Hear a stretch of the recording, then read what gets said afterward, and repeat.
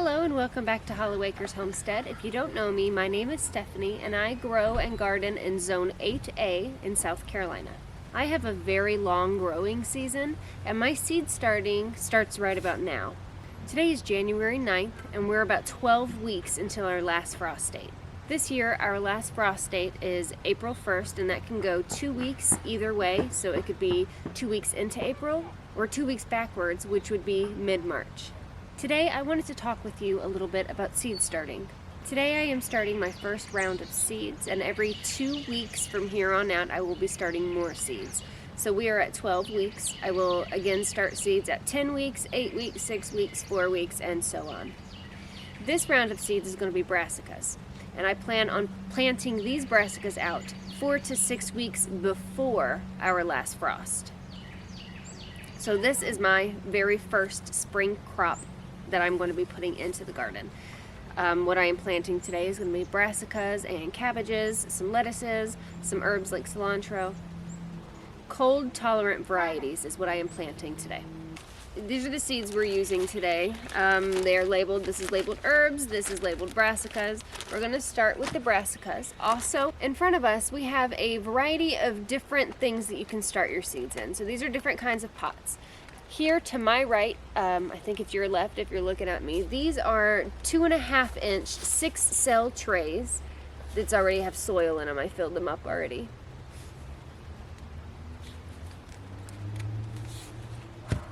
And then these are 1, 2, 3, 4, 5, 6 times 1, 2, 3, 4, 5, 6, 7, 8, 9, 10, 11, 12, 72. So these are 72 cell trays each.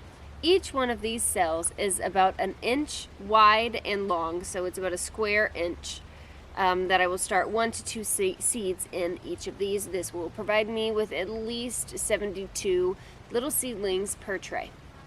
These will provide with 6. And these are, I just got these are white. The shape and color you get doesn't exactly matter, but these specifically are 2-inch pots. Wow. They have drain holes on the bottom for the water to drain through. I will leave a link down below in the description to all of these things to where you can purchase them on Amazon.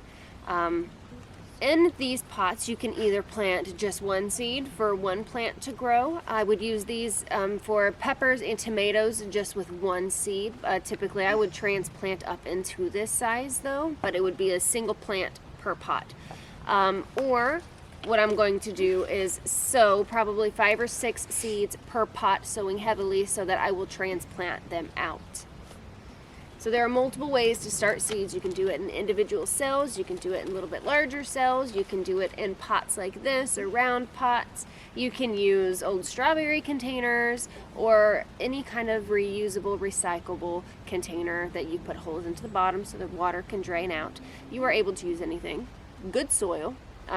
The soil that I used is a high quality potting mix soil, so there's already fertilizers mixed in here, so I won't have to fertilize for at least 2 or 3 weeks, but then I will be supplementing once they get the seedlings get probably about 3 inches tall. I will be feeding them with fish emulsion. So that was a lot of information just kind of thrown at you right now. We're going to get started with the seed starting. Did you want to say something? Where did you get the soil from? Lowe's. I got the soil from Lowe's. It was like $10 a bag for the big bag. Where can they get this? Oh, where did I order my seeds? eBay.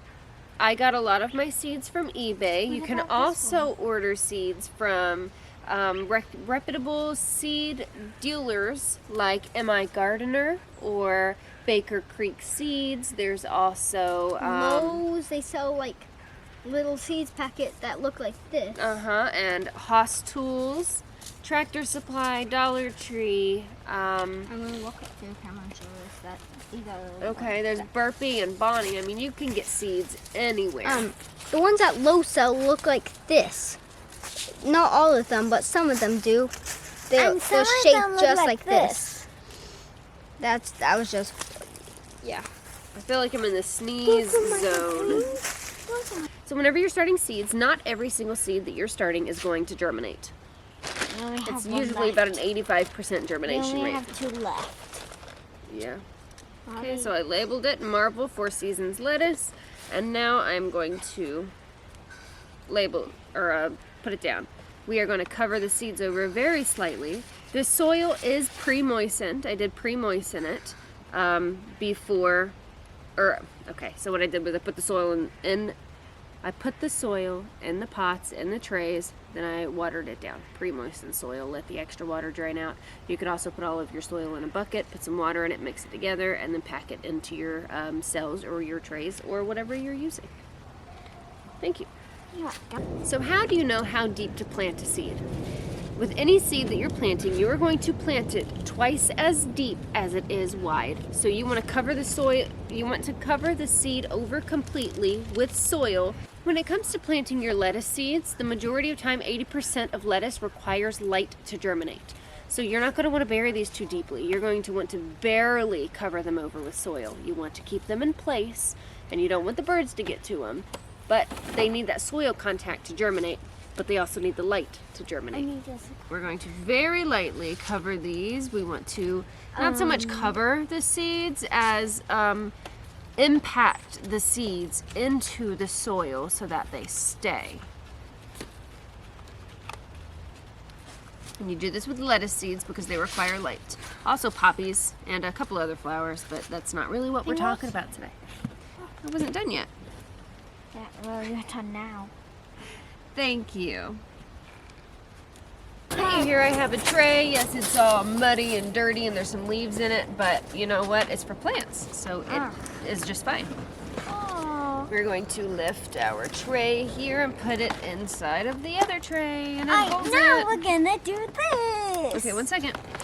Now we're gonna go put this on the table over there. Just gonna evenly spread it across all the soil as you can. Okay. And that's it. Okay, so I'm gonna be planting some microgreens here. So you can see it little. Some microgreens. And I'll be planting them in this soil bin. It's pretty thin. I will just sprinkle it over just a bit. And just watch them grow. The best time to grow microgreens is probably like when it's kind of cold, but You can grow microgreens anytime. you can grow microgreens anytime. Because it has spicy in it and non-spice and 10-day harvest. No. Wow, 10-day harvest. That means we can be eating microgreens in just 10 days? Yeah. Mom, can you read that? This is bib lettuce. Very good. As little as only 10 days. That's where you put how many did you put in there? Oh, I haven't put Microgreens are any yet. very delicious. Go ahead, you can label it first. See those like Okay, purple now what- ones, green Hold on, I ones. can't see you. Let's try and see which one's on it. Okay, it says right on the back what's in here. Spicy mix of red and green. Mustard greens. What? Oh wait, no, that's not it.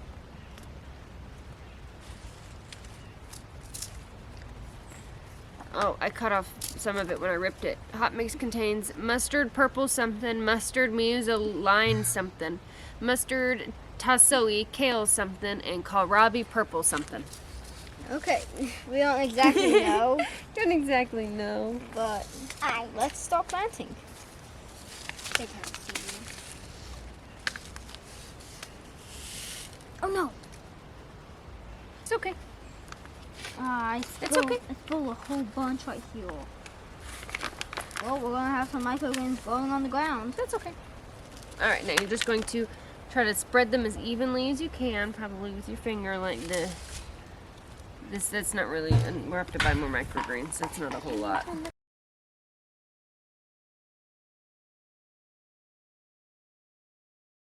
Okay, we have planted them. Now let's label them. Microgreens.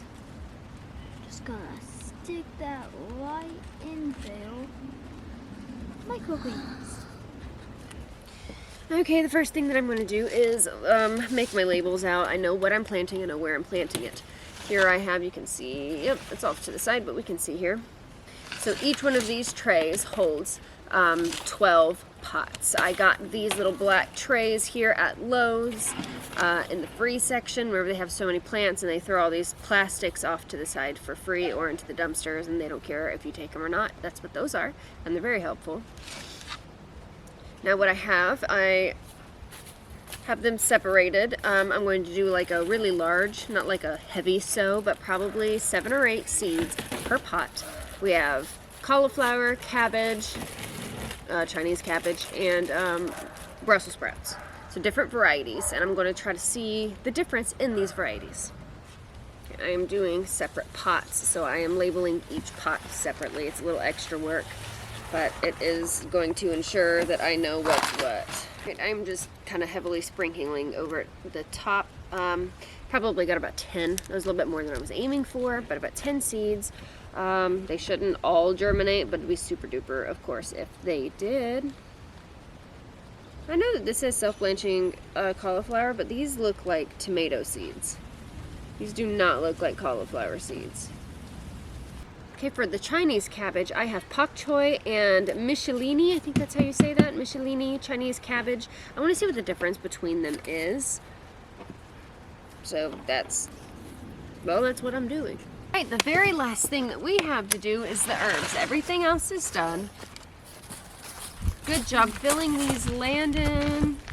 Alrighty. You put the rest of these away so we don't lose any seeds. I over-labeled the other ones and I had to go steal the little tags because I'm out. And when starting your seeds, you don't need any kind of fancy setup. You don't really need the greenhouse, although it's beautiful. You don't need the heat mats unless you are doing, like if I were to right now in January trying to start like tomatoes and peppers, things that grow in the summer, I would need a heat mat for that, but I'm not planting that right now. It's far too early to do that anyway. Part of homesteading, gardening, farming, growing food is about learning to grow and eat within those seasons. So we're in winter. I'm growing crops that will be just fine if it gets down to 20 degrees outside. I'm not planting things like tomatoes and peppers, even though I want to. I'm not doing any flowers, even though I want to. It's not time for that yet. I don't need the heat mats. I don't need all the extra stuff. I need some pots and soil and my seeds and some tags and a marker. And you know, that's it. Seed starting doesn't have to be super expensive, super costly, super tedious, although it is. It is. When starting your plants from seeds, not only are you saving a whole bunch of money from having, instead of buying the transplant, but you get, hundreds of plants out of the seeds, out of one seed packet. So it is more cost effective to do this. Also, yes, it does take a while. I've been out here for probably about an hour and 20 minutes. I only wanted to spend about 30 minutes doing this, but for the first hour, I did have the kids helping me. The kids were being extremely helpful. I love to have the kids help me. When it comes to seed starting, they really enjoy this. When it comes to garden maintenance and yard work, no, they don't want to do that. So I don't really ask them for their help that often, because 8 times out of 10, more than likely, I'll end up just really frustrated and nobody helping me. Let's see what we have right now in our little seed starting setup area as it is. That's so much. It seems like a lot. Forgot to put that beam up there and it startled me. I was like, oh no. Okay, let's go look at it. I want to thank you so much for hanging out with me today while I talked over some seed starting basics and started my own seeds.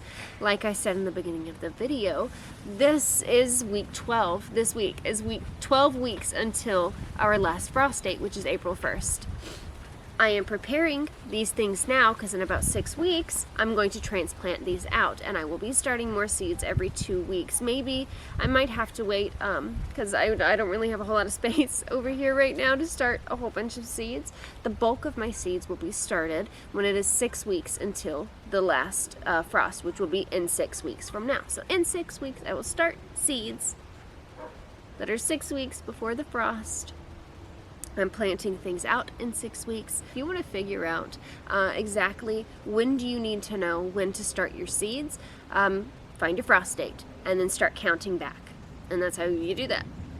I hope that you now know how to start seeds. There are multiple ways that you can start seeds. You can do a bulk in these little pots here. You can do the individual trays and the individual cells. You could do a large tray with soil and just spread the seeds out. I mean, the possibilities are endless. Don't overthink this. It's really easy to grow your own seeds and start your own garden.